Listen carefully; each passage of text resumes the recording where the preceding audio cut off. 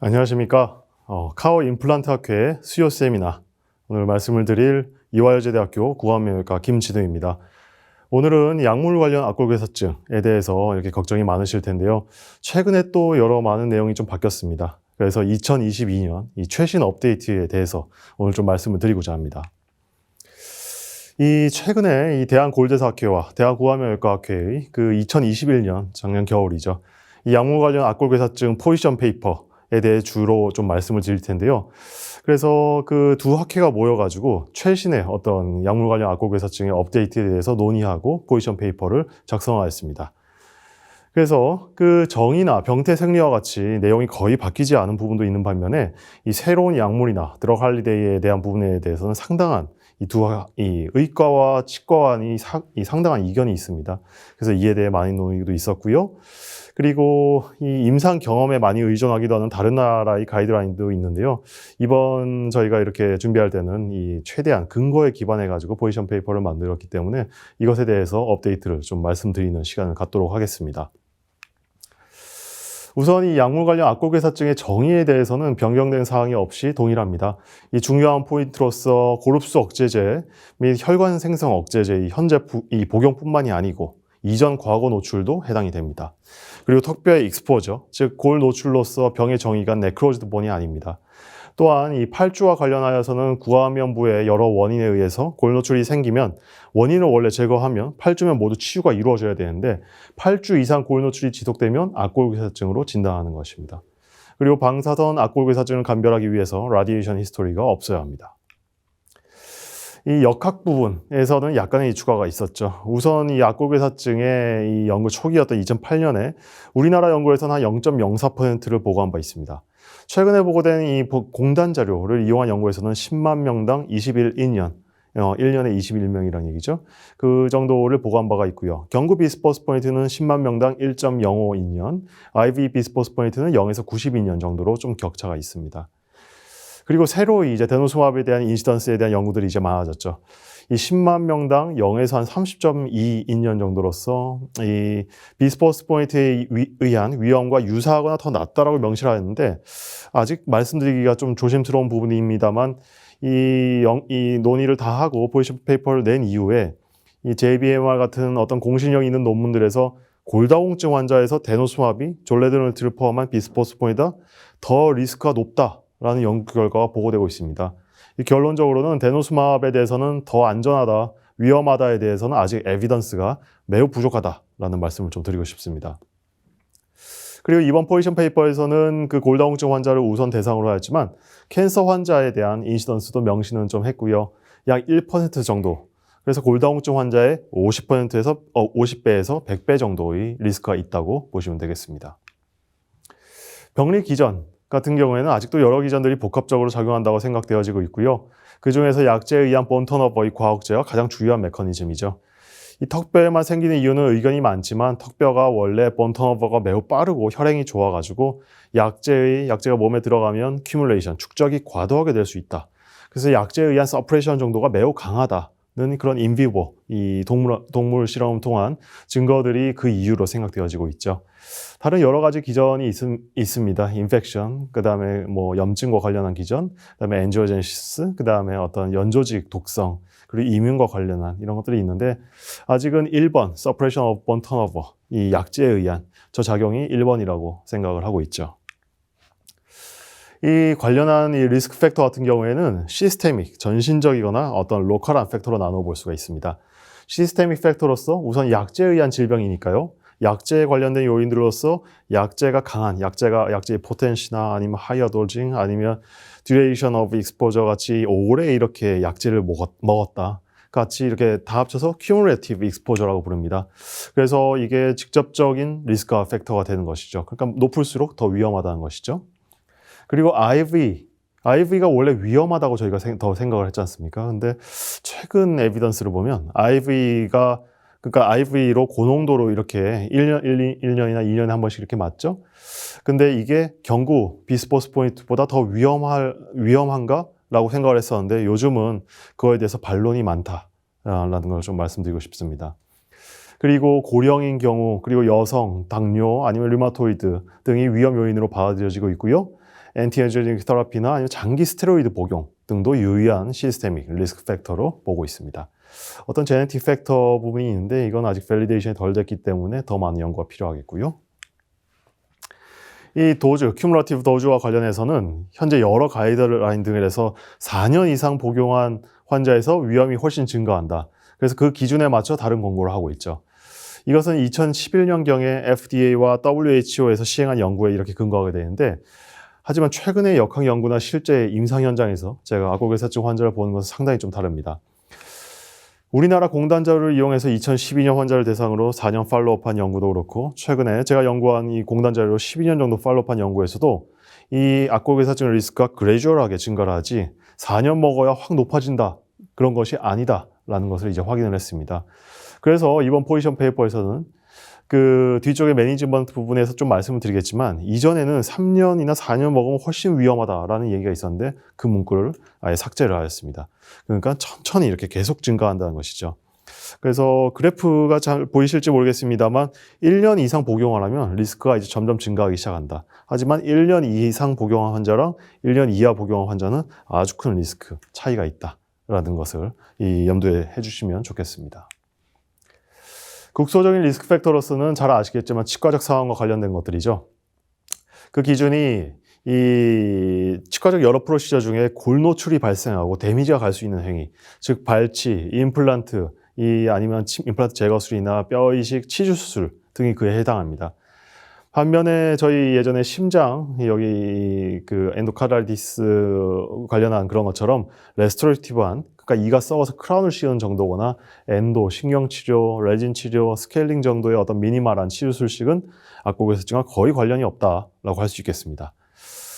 한번 좀 더 자세히 보면요, 발치와 같은 경우에도 이 그냥 발치보다는 서지컬 발치가 훨씬 더 이 악골괴사증, 이 악골의 트라우마를 많이 주기 때문에 더 위험할 수 있겠죠. 플랩도 열기 때문에. 그다음에 치과 임플란트 같은 경우에는 저희가 드릴링만 해가지고 이걸 메카니컬한 인게이지먼트를 얻는 것이 아니죠. 무슨 얘기냐면 드릴링을 해서 이렇게 식립을 해놓긴 하지만 이 생리학적인 어떤 구조적, 기능적인, 이 생물학적인 이 커넥션을 얻는 술식이 이 임플란트 이 술식이라고 할 수 있겠습니다. 그래서 이 같은 경우에는 임플란트를 심으면 6개월 정도 계속 본 리모델링이 일어나게 되죠. 일어나게 되는데 죄송합니다. 거기에 맞춰가지고 드러그 할리데이를 이렇게 길게 주는 게 또 어렵기 때문에 또 문제가 생기는 것입니다. 그리고 또 마이크로 크랙이라고 악골괴사증의 중요한 이 병인 기전이 있는데, 이 임플란트 같은 경우에는 그 기전과 또 아주 상당한 연관이 있습니다. 치아 같은 경우에는 저작을 하면 이 트라우마를 딴 데로 막아줄 어떤 PDL이란 것이 있죠. 하지만 임플란트는 뼈에 바로 전달이 되기 때문에 훨씬 더 취약한 그런 점입니다. 그래서 임플란트에 대한 권고는 또 뒤에 말씀을 드리겠지만 상당히 지금 악골괴사증 연구에 있어서 아주 중요한 부분으로 지금 떠오르고 있습니다. 덴처 같은 경우에도 악골괴사증의 리스크 팩터죠. 근데 종류가 이 풀덴처와 이 파셜 덴처가 있을 텐데, 풀덴처가 더 위험하다고 볼 수 있습니다. 왜냐하면 이 특히 치아지지, 이 파셜 덴처 같은 경우에는 잇몸에는 거의 영향을 주지 않겠죠. 잇몸과 뼈에는.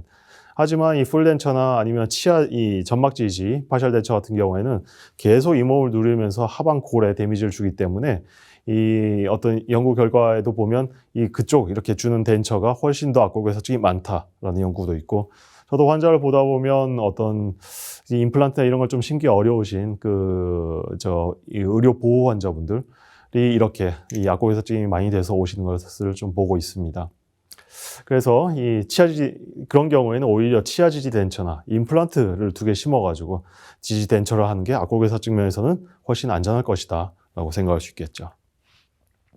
프리벤션과 관련해서는 조금 더 업데이트를 되는데, 이것은 oncologic에비던스이긴 합니다만 약물을 사용하기 전에 미리 치과적인 이 처치를 하는 것이 약을 쓰기 전에 예방적 효과가 매우 뛰어나다. 특히 이 아래의 논문 같은 경우에는 77%의 악골괴사증이 감소가 됐다라는 이 메타 연구도 있죠.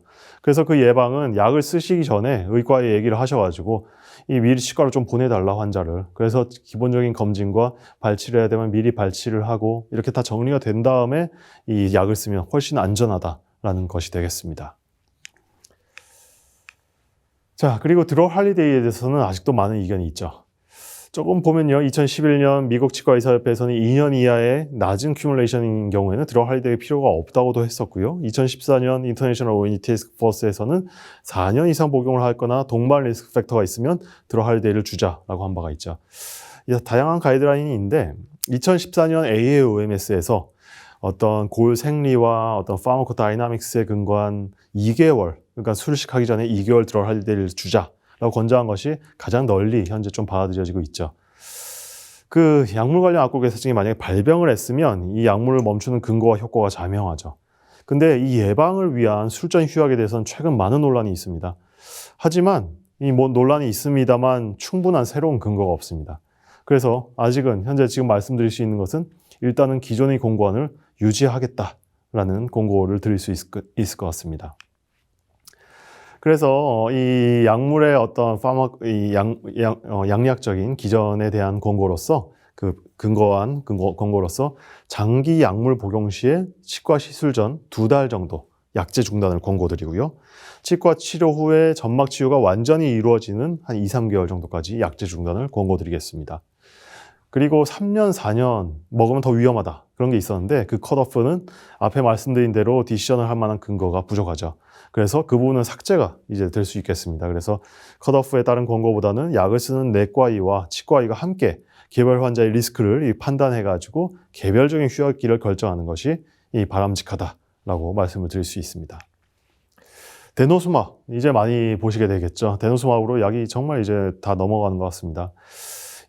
아직은 악골괴사증과 관련된 근거가 아직은 골다공증보다는 고농도로 쓰고 있는 캔서 환자 연구에 기반하고 있는데 그래서 일률적인 권고를 좀 드리는 게 어려운 게 있고요. 다만 이 비스포스포니틴을 사용하다가 프롤리아 같은 데노스마브로 약을 변경하는 경우에는 골에 축적되어 있는 비스포스포니틴 약제 때문에 어떤 데노스마브에 들어가면 애디티브 아니면 시너지한 효과를 낼 수 있기 때문에 임상적인 주의가 꼭 필요합니다. 그리고 데노스마브는 스켈레탈 반감기가 매우 긴 이 비스포스포니트와 다르게 리버서블한 특징을 가지고 있죠. 그래서 약의 중단을 하면 오해인제를 감소시키는데 매우 효과적인 방법입니다. 그래서 똑같습니다. 이 치과적 처치 2달 전 그리고 처치 후 이제 2-3달 정도를 권고를 드리게 되는 것이죠. 2달 정도 똑같습니다. 처치 후에도 2-3달 정도 점막 치유가 될 때까지 하는 것이죠. 근데 이건 좀 어려운 내용이실 수도 있는데 데노스마브는 내과의 쓰는 분들이 안 끊으려고 하는 게 이 끊으면 약효가 떨어지면 리바운드 프랙처라고 골절이 일어날 수가 있습니다.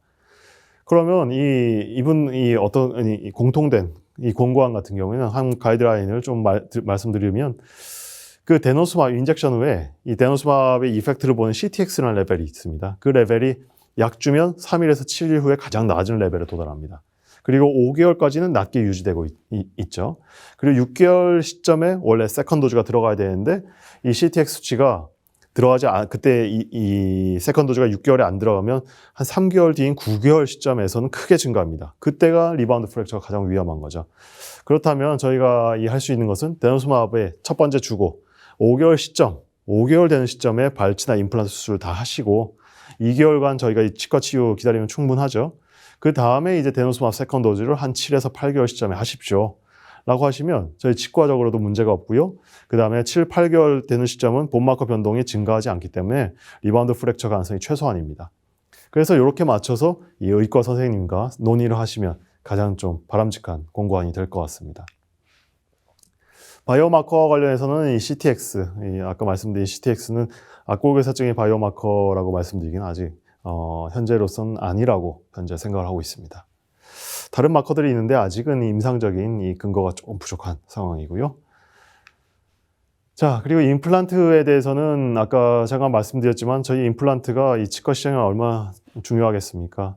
근데 임플란트와 그다음 임플란트 심는 것과 임플란트와 관련한 고리식은 악골괴사증을 유발할 수 있는 리스크 팩터이긴 합니다. 하지만 최근 여러 연구에서 낮은 도즈의 경구 비스포스포니트를 복용하는 골다공증 환자 같은 경우에는 임플란트 치료의 성공과 유의한 관련이 없다라고 나타났어요. 그러니까 안전하다는 것이죠. 다만 아직은 근거가 좀 부족한 면이 있고요. 그리고 임플란트 식립수술뿐만이 아니고 또 잘 쓰고 있는 임플란트 때문에 악골괴사증이 일어나고 있다. 이런 소수 의견이 있다는 것은 말씀을 드리고 싶습니다. 그래서 아직은 좀 근거가 미약하지만 임플란트가 그냥 낮은 큐뮬레이션 같은 경우에는 거의 안전하다라고 말씀을 드릴 수 있겠습니다. 자, 그리고 그래서 매니지먼트 전략은 이제 큰 변경이 없겠죠. 3년, 4년 등의 기간은 삭제되었고요. 그래서 짧게 복용하더라도 다른 리스크 팩터가 있거나 아니면 길게 먹었거나 그런 환자는 2개월에서 3, 4개월 정도의 어떤 약제 중단, 그리고 치료 후에 점막 치유까지 약제를 중단하기를 권고를 드립니다. 이 치료 쪽에도 큰 변경은 없죠. 그래서 병이 발병하면 컨저버티브 매니지를 좀 시행하고 서지컬 리젝션을 좀 시행을 하고 수술은 전혀 크지는 않습니다. 대부분 이 부골 제거하고 그 주변 깨끗하게 해드린 정도죠. 요즘은 어떤 리제너티브한 어프로치, 플레이트, PRF나 PRP 같은 그런 거, 아니면 BMP 같은 경우를 좀 많이 하죠. 그리고 치유를 얻을 때까지는 당연히 약을 중단해야겠죠. 이 PTH에 대해서는 이 약골괴사증 치료에 큰 효과를 보이고 있는데요. 이미 이제 많은 분들이 잘 아실 것 같습니다. 이 약골괴사증 치료에 PTH가 아주 효과적이다. 테리파라타이드 근거가 많이 보고되고 있죠. 이 테리파라타이드가 본 리모델링, 비스포스포인트 약제 때문에 본 리모델링 억제되는데 테리파라타이드가 그걸 되돌리는 것이죠. 그래서 일단 스티뮬레이션 시키는 이런 양리적인 효과에 의한 것이다 라고 생각이 되고 있습니다. 이 테리파라타이드는 최근에 그 로머소주맙이라는 약제가 나오긴 했지만 거의 유일한 아나볼릭, 그러니까 뼈를 만드는 제제입니다. 그래서 골다공증 치료를 하는 입장, 내과적인 측면에서도 효과적으로 사용이 가능한 약제고요. 이 최근에는 본메타, 뼈 전이하는 환자들에서 원래 이 약제가 금기거든요. 근데 이 시험적인 연구들에서 효과적으로 악골괴사증을 치유시킬 수 있다라는 보고들이 또 있습니다. 그래서 허가사항이 없고 오히려 금기로 되어 있는데 이 부분에 대해서는 이 고려가 좀 필요하겠죠. 그리고 이 약제에 대한 이 문제가 오스티오사르코마 발병을 좀 할 수 있다라는 가능성이 제기되어 왔는데 15년 포스트 마케팅 서베일런스가 이제 나왔습니다. 근데 그 위험이 유의하지 않다라고 보고되었죠. 그래서 이 악골괴사증을 치료하고 있는 저희 입장에서는 이 질병이 절대 위험하거나 오래가고 막 심각한 질병은 아닙니다. 하지만 좀 오래가고 이 난치성인 경우가 많죠. 재발하고. 그래서 애를 좀 먹을 때가 있는데 이 테리파라타이드 사용을 통해서 치료에 큰 도움을 얻고 있는 경우가 많고요. 보험 기준도 좀 많이 내려와가지고 가격도 많이 내려왔고요. 그래서 이 큰 도움을 임상적으로 좀 이 구강내외과 의사 입장으로서 많이 좀 이 도움을 좀 얻고 있는 약제라고 할 수 있습니다.